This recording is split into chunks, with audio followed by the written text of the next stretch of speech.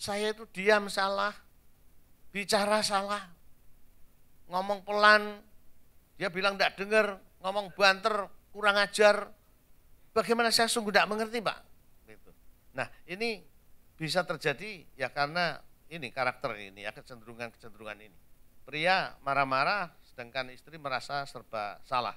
Bagaimana ini dipertemukan? Pria lebih stabil, ada apa saja lebih tenang, ya. Ini akan ada hurricane, tenang, nggak apa-apa, itu baru sampai sana, kemungkinan meleset, gitu, tenang, gitu ya. Sedangkan wanita lebih banyak berubah ya, panik, lebih cepat panik. 13, pria menimbang-nimbang seperti tadi, kalau mau ngambil keputusan, mau beli sesuatu, sedangkan wanita lebih cepat terlibat. Senang sekali itu kalau ada produk baru, apalagi bersedia demo gratis di rumah. Waduh, itu ingin segera beli. Ya, kapan bisa ya? Bisa. Nanti sore bisa enggak di rumah bikin pancake? Saya diajarin gitu ya. Padahal suami baru mikir, ini pancake ini apa sih istimewanya dengan yang sudah punya?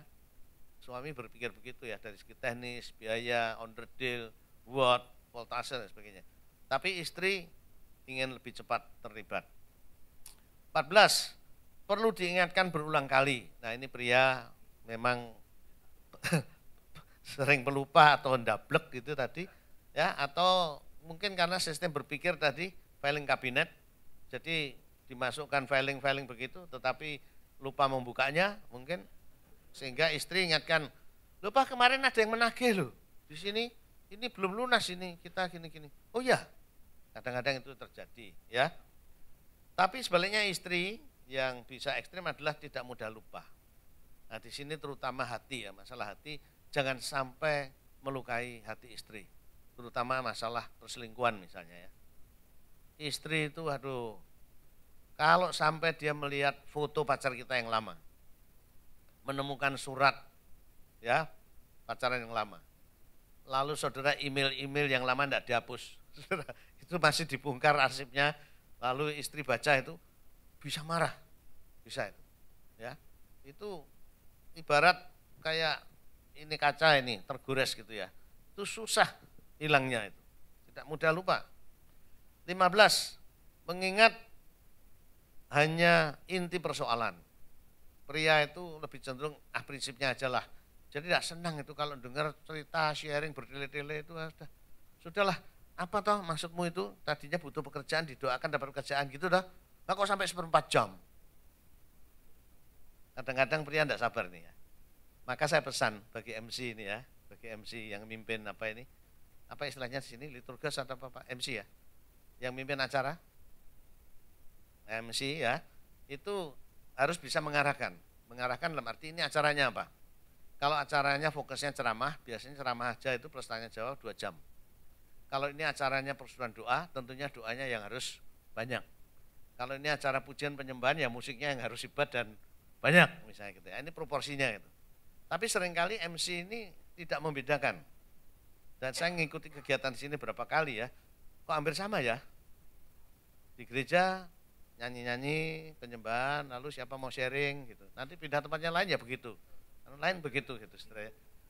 Enggak jelas, ini persetujuan doa, apa ceramah, apa acara sharing, apa acara kesaksian, apa pujian penyembahan. Sehingga akhirnya proporsinya jadi terganggu begitu ya. Ya, maksudnya mau ceramah, tapi karena diberi kesempatan sharing, nah akhirnya muncul berapa orang yang sharing dan panjang lebar tidak karuan. Akhirnya waktu sudah terbuang, rasanya kita sudah capek. Nah, hal ini mungkin perlu diperhatikan. Nah, bagaimana caranya? Karena begini, saya tahu MC khawatir kalau orang itu marah kalau di stop, ya kan? Betul enggak? Sehingga dia ya biarin aja. Tapi saya sudah lihat yang lain itu sudah mulai gelisah nih. Kok enggak barbar tuh ya sharingnya gitu ya. Nah, bisa dijelaskan. Ya, satu, kalau memang ini acaranya bukan acara sharing, tidak perlu ada acara sharing. Kecuali ada acara sharing dan persetujuan doa misalnya. Yang kedua, bisa dijelaskan soal waktunya. Ya, soal waktunya, ya. Cara yang ketiga adalah diwawancarai. Saya seringkali melihat karakter orang, kalau orang ini diberi kesempatan, dia pasti bicara panjang lebar. Kalau saya sudah kenal orang itu, seringkali saya beri kesempatan tapi saya wawancarai. Gitu. Jadi kalau diwawancarai kita bisa mengarahkan gitu ya.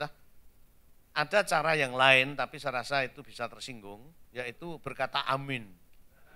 Yang banter itu. Amin gitu. Ya saudara, amin gitu. Tapi ada orang juga yang tidak ngerti maksudnya gitu. Dipikir, wah bagus sih juga gitu ya. Terus dia malah ya. Iya. Iya, jadi ini tambahan aja ya. Perlu diingatkan, tidak mudah lupa, mengingatnya ini persoalannya.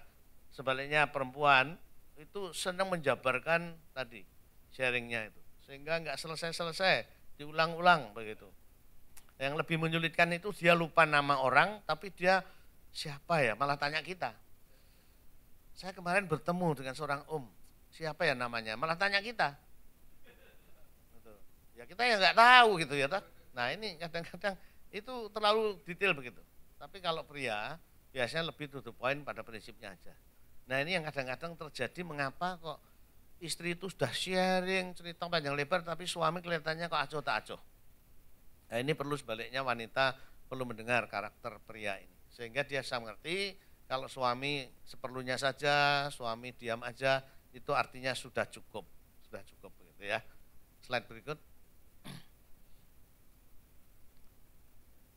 Karakter yang ideal fisik pria ya. Sekarang kita loncat ini tentang pria. Saya mulai dari yang fisikal dulu ya. Mungkin Bapak Ibu bertanya ya, ibunya kemarin, bapaknya sekarang. Dari mana saya dapat data-data ini? Ya, apakah akurat dan sebagainya, apakah dapat dipercaya dan sebagainya. Saya jelaskan sumber saya ini pertama dari Alkitab.